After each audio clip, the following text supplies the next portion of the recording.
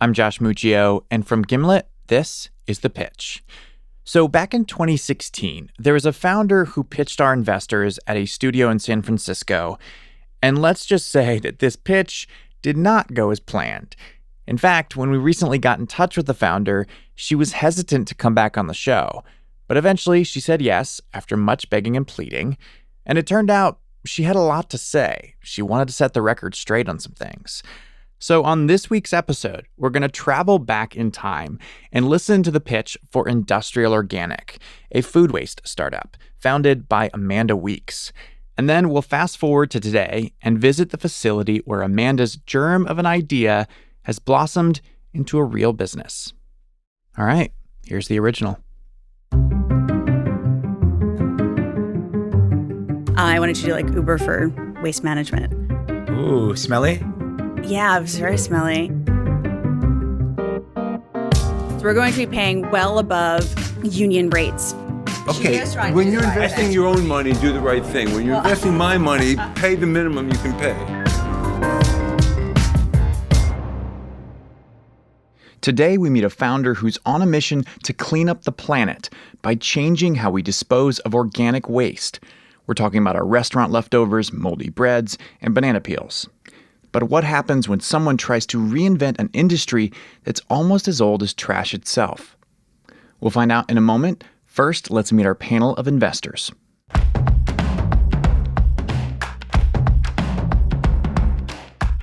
I'm Phil Nadell with Barbara Corcoran Venture Partners. Phil's investment firm is one of the largest syndicates on AngelList.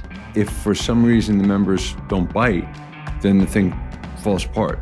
Phil is a straight shooter looking for companies without a lot of question marks. This is Jillian Manis. My fund is Structure Capital. Jillian is something of a legend in the world of venture capital. In her early 20s, she survived domestic abuse that left her living in shelters in New York City. She was able to pick herself up, start several companies, and is now a multimillionaire. You can have the most incredible product, but if you don't know how to talk about it, you're going to have a problem accelerating it. Jillian tends to take center stage and really drive the conversation. My name's Jake Chapman with Gelt Venture Capital. Jake's investment firm has over $1 billion in assets under management. They're going to shut you down on that name. It's definitely trademark infringement. As a former attorney, Jake brings a lawyerly mindset into a pitch. If a founder can hold up under cross-examination, he might just invest. Hey, I'm Howie Diamond. That's Howie, who founded the VC firm Ranch Ventures. There needs to be a moral and ethical kind of code that's aligned.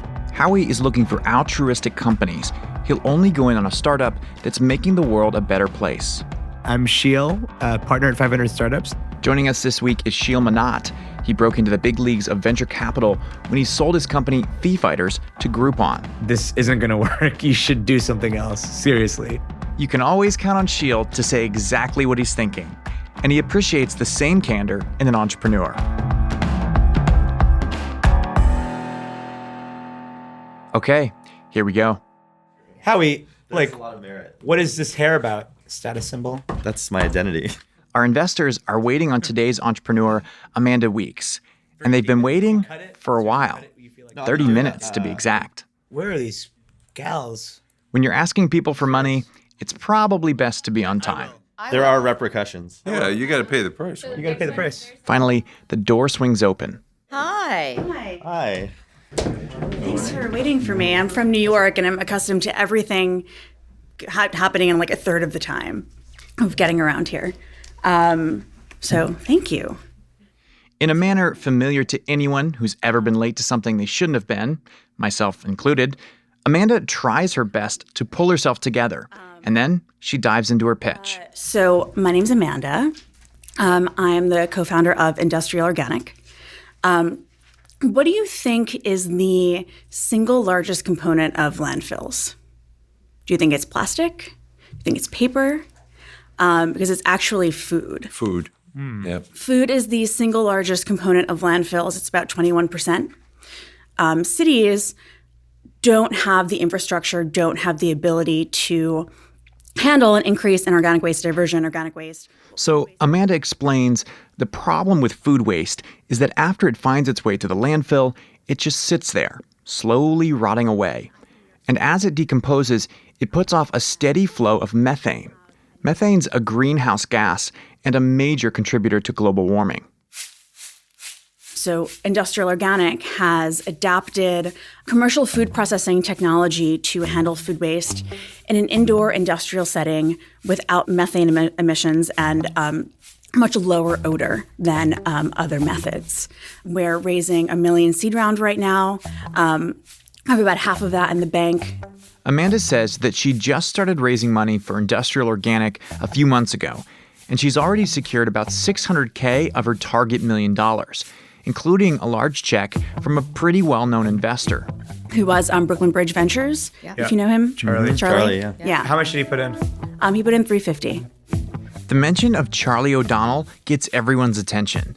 Though few investors will admit it, they definitely take a closer look at a startup if a well-respected investor has already gone in.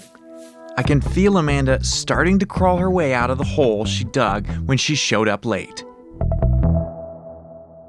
So, What's your background? So Amanda has Yeah. a great background. I know. I've heard about Industrial Organic before. She has a very interesting. Go ahead. well, I don't know if that's that interesting, but We'll be the judge of that. Yeah, we'll tell you if it's interesting. I'll tell you if you're interesting or not.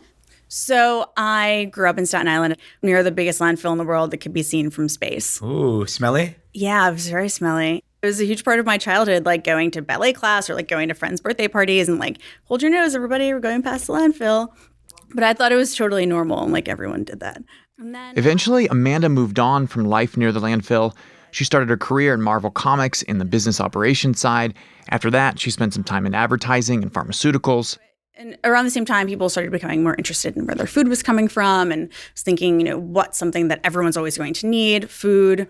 Then was attracted to the waste aspect of that. And that's when inspiration struck. She could apply her background in business to the smelly problem she first encountered in her backyard as a child: trash. Initially wanted to start a collection service. I wanted to do like Uber for waste management. And then just started networking in the space and researching and talking to people and realized that the bottleneck is really in processing capacity. Processing capacity. In other words, what happens to our trash after we throw it away? A lot of it goes right to the landfill. And it's been this way for nearly a century. But Amanda thought, great, an industry that hasn't changed in generations. I'll disrupt that.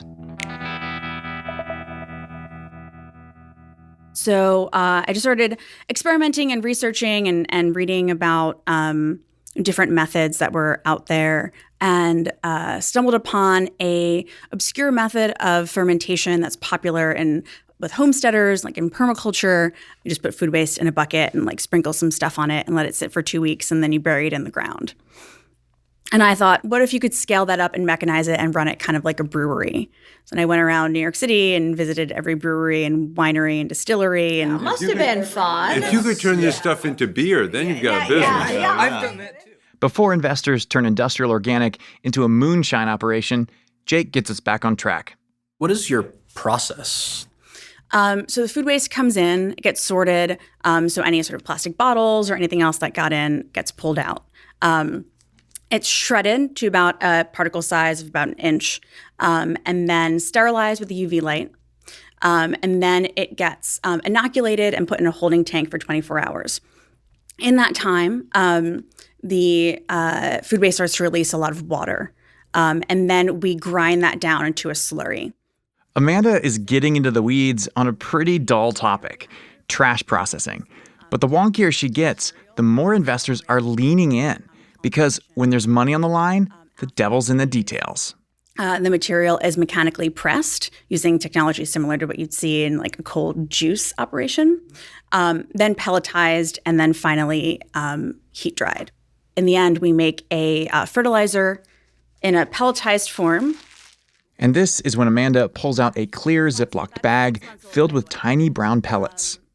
Cool. She brought us fertilizer. That's 6 months old, by the way. Wow. Right. Beautiful. So it looks like cereal. Give them that I've fertilizer. eaten before. We sell the fertilizer. Sit on the shelf and be like, okay, don't eat the fertilizer, Jillian. But that's actually, I eat really, really, that whole, it's a bad brand, deep brand. Yeah. It's like this. You could. Yeah, it looks like that. So this is the end product. Cereal. Yeah, that's the end product. It's a clear sign that Amanda is hitting her stride when Phil, the one investor who rarely talks unless he's interested, chimes in. What's the closest competitive technology? Anaerobic digestion. It's basically large silos of food waste in an anaerobic environment where they are harvesting the methane and using it for energy. It's really expensive, hard to scale. The yields aren't great. You need 30 days to collect the methane. And then there's a sludge left over that also needs to be composted. So 2 months. Our process takes 5 days. I don't know if I mentioned that.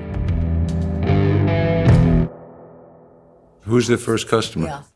So we will be working with restaurants and food processors in New York City. One of the customers that we have signed up is a company called Dig In. They're a pretty popular chain in New York. It's like farm-to-table fast food. We're going to start out collecting from their commissary and then collecting from their locations. We've also lined up Momofuku. They're another restaurant group in New York. Don't know if you're familiar with them. What's in it for them? So, first of all, they already pay for waste collection. Yep. And so we give them a better service. We offer bin swaps, meaning we take their whole bin, and we bring them a clean bin every time we collect. Sure. Which is a huge pain point for them. What's your revenue model? So our revenue model is we earn money from waste processing fees. They leave the waste behind and they pay by weight. And what's the average load? How many tons? So our first facility will do 1 ton per day when we launch in February. Yes. And then by September, we'll have scaled to 18 tons per day. It's about $1 million. So Amanda's plan is to start small. Right now, she's raising money so Industrial Organic can process up to 1 ton of food waste a day, which is not a lot. But eventually, she wants to handle up to 18 tons a day. Our price will be $75. The price in the New York area right now was $115. So you have a better price. We have a better price further down the chain. When Amanda says further down the chain, she means eventually, as they scale the business, prices could come down. But for right now, Industrial Organic's price will be the same as everyone else's. So the incentive here is a do-good incentive. Maybe I'm not getting the total value prop for a customer other than, do well. Right? Well, They're not saving money. They're not saving money. They're not saving money. They're getting a better service. They're getting marketing and PR opportunities from knowing that their waste is going to a farm that they source from. Right. I just want to go back to the revenue model because I didn't finish that off because you have this fertilizer as the output. I mean, I want to find out. You're making money from that. Yeah. Yes, we are. It's pretty small percent at this point of the total revenue. All right. So Amanda's plan has a lot of moving parts. They'll pick up food waste from restaurants, they'll process it at their facility, and then they'll sell the fertilizer. I'm actually a little worried about the operations because you have to go around, especially when you're not at scale by any means. This is Sheil. He started a food delivery service called Thistle, and he knows all too well the challenges of running a logistics-heavy business. You're going around. How much is it costing you just to pick up the stuff? So we're not going to use garbage trucks. Okay. We're going to get cargo vans because we're doing bin swaps. Yep. So we're just going to take the whole bin. Yep. So that cuts down significantly on the cost of vehicles, the cost of gas, the cost of getting around. So my biggest concern is you have an operations nightmare collecting all this stuff. Is there a way that you could partner with an existing provider and just process the stuff? And Momofuku could pay the existing provider something. Have you? So that's our long-term model. We'll switch over to working with other haulers. It's like a proof of concept, basically. Yeah, it's like a beta. Amanda's trying to say, we're not up and running yet. Industrial Organic is getting ready to launch, but they're not yet open for business, which could be fine. Investors take chances on companies at this stage all the time. She just needs to have a rock-solid plan. So what's your burn? What do you think your burn's going to be? In the next year, I think it's about $60,000 a month. I mean, we're going to be growing all through this year and hiring people and adding capacity. So it's hard to pinpoint down one number. So 60 represents what? It represents drivers, a logistics person, it represents sales, it represents, what does it represent? Because 60 is very, very low. I mean, is this like slave labor? Are we shipping them in from, I'm trying to figure this out. Is it aliens? No. That 60,000 is a number from like the average of the next year of scaling up. How many people are at the plant? So over the next year, we'll be hiring about 10 to 15 people. So it can't be 60. Yeah. I mean, unless you're paying them in, fertilizer pellets. Yeah. No, we're not. So, a lot That's of a great that. business. We make fertilizer pellets. And you take fertilizer pellets home. They look like bran cereal. So the investors are laughing, but these figures, about 60K, 10 to 15 employees, these aren't the kind of hard and fast numbers they're hoping to hear. There is, however, one figure Amanda is sure about. We're going to be paying people well above, we're going to be paying the lowest wage is $20 an hour. Okay. So we're going to be paying well above union rates, essentially, for this. Right. Sorry? Why? Because we want to be responsible. We want to treat people well. Okay, so how many people are we treating well? It's 10 to 15. You've got 10 to 15 people at $20, right, an hour. Minimum. Are these minimum? And how many? And that's just the plant. So that's right. That's just a facility. We're not even talking about the office. We're not talking about this stuff. Right. We're not talking about the the sales, drivers. the customer we're talking about the acquisition, sales. going If there were just 10 people and they were all making $20 an hour, that in of itself is close to $40,000 a month. Yeah, so there are some roles that we won't be hiring until the next raise. So like my co-founder and I are going to handle sales. Basically, myself included, we're all going to get commercial driver's licenses. I don't see how it's $60,000 a month average when you plus the I'm a rent. little bit concerned that your operations cost is not realistic. What am I missing here? I think I'm missing something here. I'm pulling out basically an average of what our monthly cost is going to be next year. It's going to go up. So obviously by the end of next year, our operating costs will probably be more in like the 150,000 range. Amanda's been trying to sell investors on how lean her business is. But the thing is, these are venture capitalists. Big numbers don't scare them. In fact, they'd rather see her be aggressive. So could you skip the middle stage and process a ton very inexpensively, right? You said, and do that for 6 months, parlay that into a contract with the haulers, and then go out and build a $10 million facility that can process $400,000. the operational complexity in your business, like Sheila's talking about, is all the logistics of getting trash into the business. Right. And that is something that you're planning on scrapping in 6 months or a year if things go well. Right. It's So like if you could skip that step somehow. So why give away? It's probably what we'll do if I don't raise the whole $1 million. Okay. So I guess the question is, why not get it to the point, or why not? Oh, because it's proof of concept. That's what you're doing. Yeah, because we're scaling. I mean, we're scaling it up over time. Figure this out. Okay. Yeah. It's decision time. Has Amanda managed to talk investors into her plan for the future of waste processing? Sheil's up first. For me, I like the overall idea. I think that there's promise. I've run a food business, so I would love to be a user. I just think the operational stuff, it's always more complex than you think.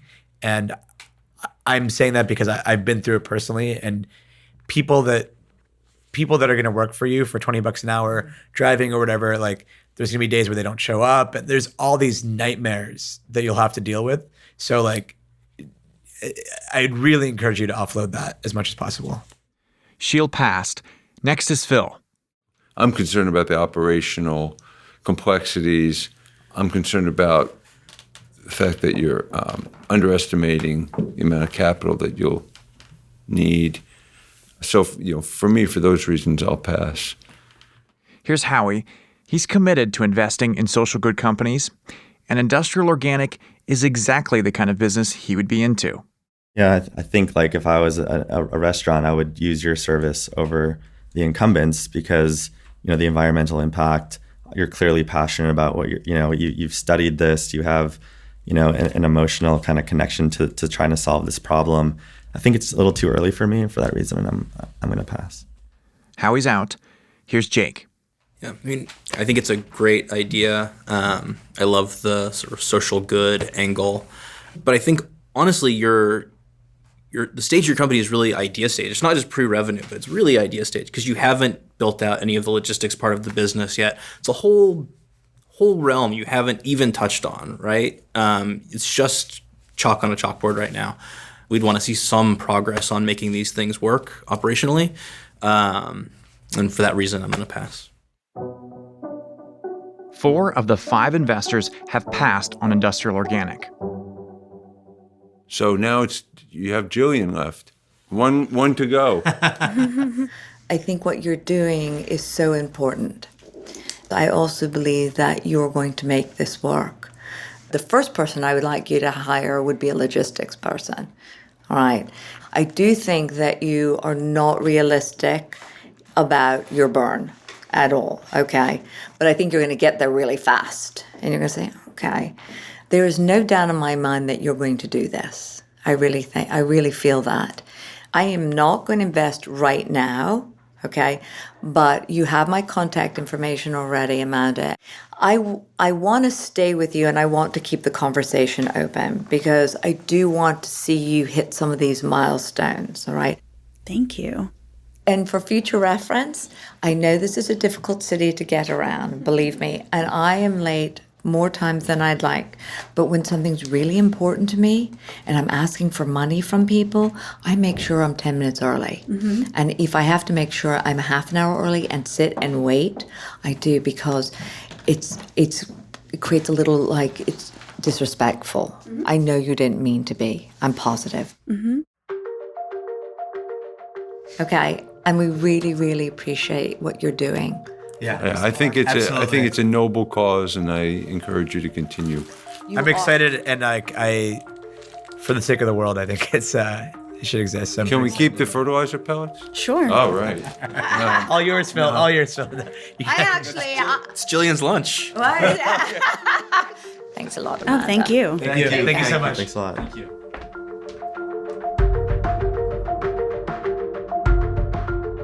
Amanda didn't get the money she was seeking, and she walked out of the room. She told us a few months later that she felt like it had been a little too early to pitch the VCs on our show. They expected her to be farther along than she was. But 2 years later, we caught up with Amanda. She told us about how she just raised $4.2 million and why she totally regrets coming on our show. That's after the break.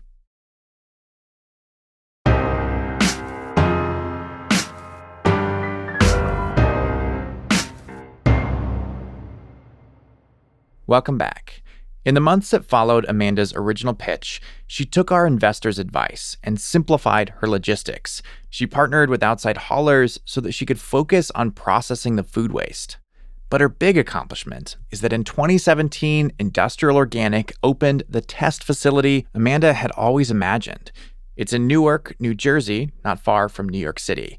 Producer Heather Rogers recently visited Amanda there to check it out. Here's Heather. Will you show me around? Yeah.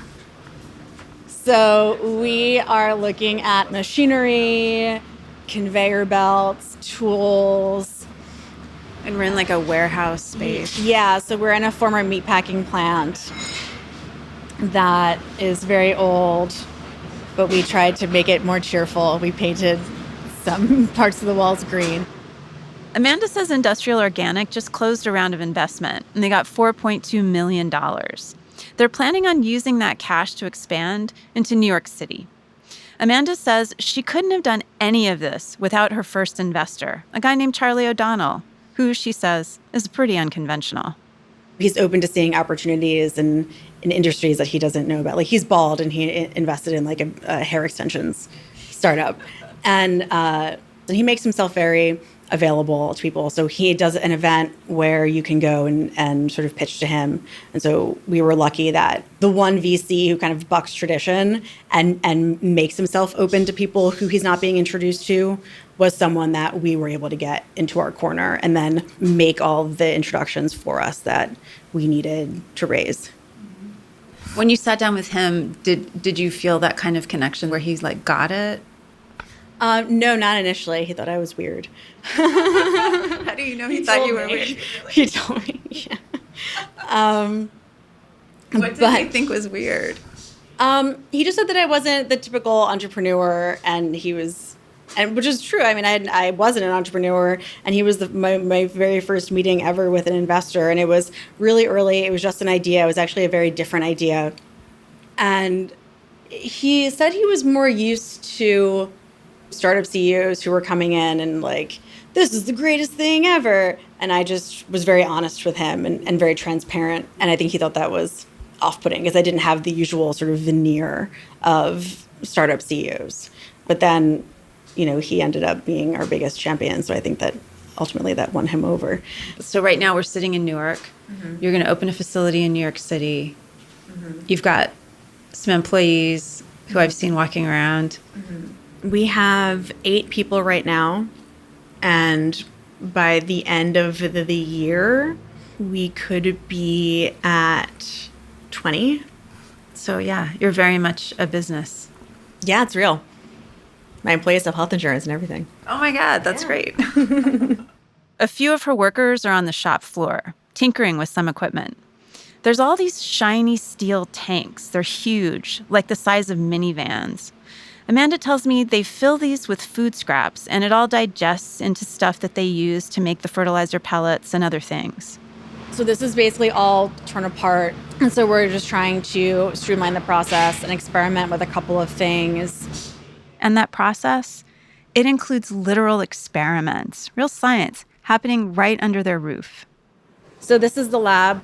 We can go walk over.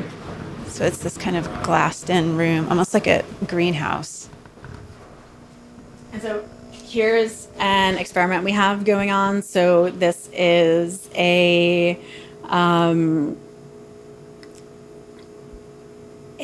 plant that we are growing that can be used to make a bunch of different things.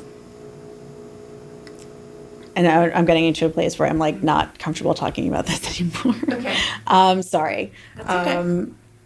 It's okay if you don't, but it would be cool if you did. Because it's something that's no one else is doing, and I don't want anyone else to hear that we're doing it before we do it. Amanda started out thinking that her company was a waste management service. But now, it's all about the products that they make with the waste. She says Industrial Organic is basically becoming a chemicals company, revolutionizing what you can do with food scraps. They're on the cutting edge, and it's made Amanda cagey. Can you talk about that a little bit? Like why you don't want to talk about what you guys are doing? Mm-hmm. Yeah, it's hard to talk about this part of it because we're still like kind of in stealth mode. Like that's why we're here. It's to be under the radar. Because what we've learned is that there's so much that we can do with the components of food waste after we process them. And that's really where the long tail of opportunity is, like where a lot of the growth is going to occur and what's going to make us a huge company that IPOs or exits is going to be the business units on the back end. Top secret. Yes. That's one of the things that I am very aware of. If I say something in an article or in this interview that in any way makes us lose a competitive edge, like I will never forgive myself.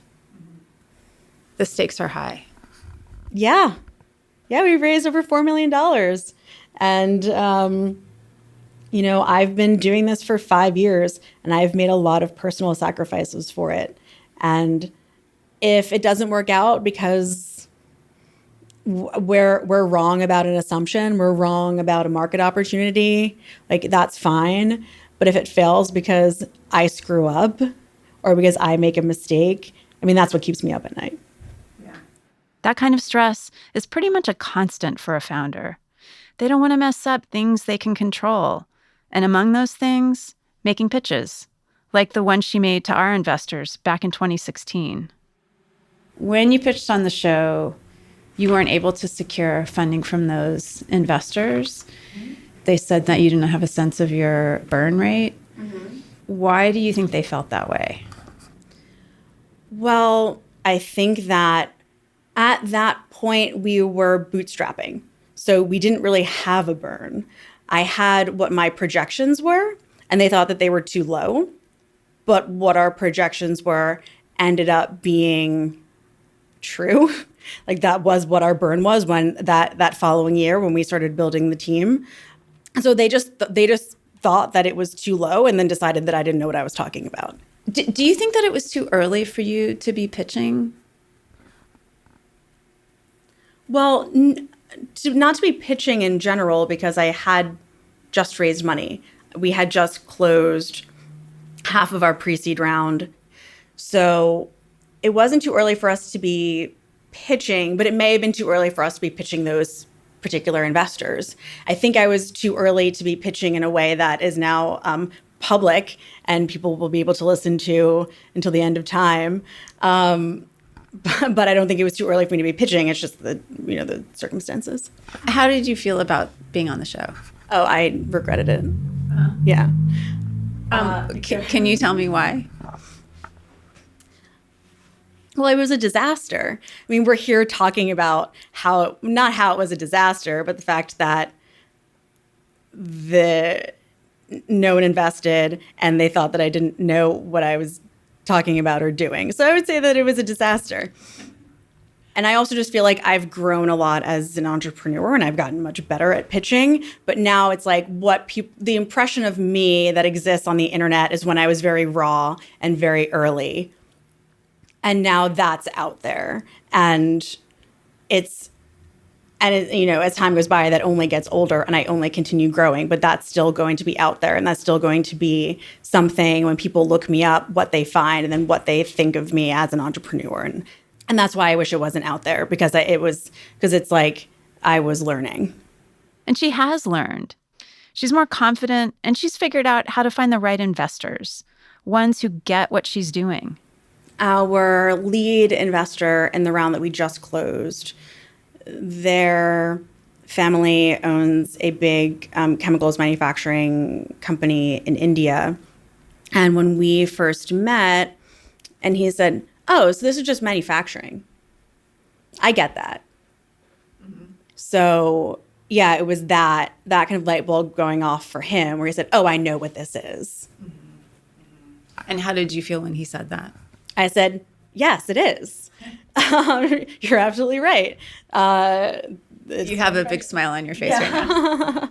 Yeah. It's like relief. It's like, oh, good. Somebody gets it. And also, and he helped me too. And then those experiences helped me talk about it. And that's how I got better at pitching, because I had those experiences where investors had those aha moments. And then I learned how to get to those moments faster. And it worked. Amanda got $4.2 million. But she's pretty sober about it all. The victory subsides very quickly. And the looking at that number in the bank account, which is very exciting because I have never seen 7 figures in a bank account before. Uh-huh. So it's a huge accomplishment doing what we're doing in what is viewed as a capital intensive business that's asset heavy, that's just like not VC friendly at all. And we've raised $4.2 million in venture funding, and we're still around and we're still growing. And the future is very, very exciting, but we're still in a place where all of my decisions are very consequential, and we really need to be careful that we're making the right moves, because it's not a huge amount of money. So we don't have a lot of margin for error. Were there times that you thought this isn't going to work out? Oh, yeah, all the time. I still think that. Oh, really?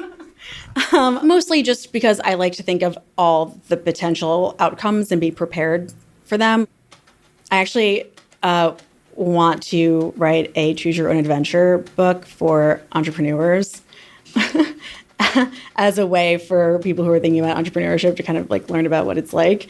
Because I kind of view it like that. It's like I look, whenever I have a decision, whenever we're in a situation, I look down at all of the potential ways that it can go and what I would do and how I would respond in each of those scenarios. So I always think about it failing because I want to be prepared for that. Do I think it will right now? No, but I still think that I have to be cognizant of that, and I always have to be working through that in my mind because I want to not be surprised.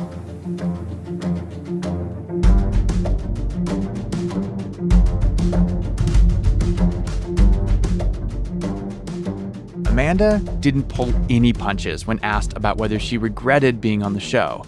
9 out of 10 times, I guarantee you, if a founder had regrets about coming on the show, they'd mask those regrets behind, "It was a learning experience," or "I'm very grateful for the feedback I received." And yeah, maybe those founders really feel that way, but it was pretty refreshing to hear Amanda say it exactly how she sees it. And that's what I like about her. I actually wonder if this kind of quirky, unconventional approach is something we all could use a little bit more of.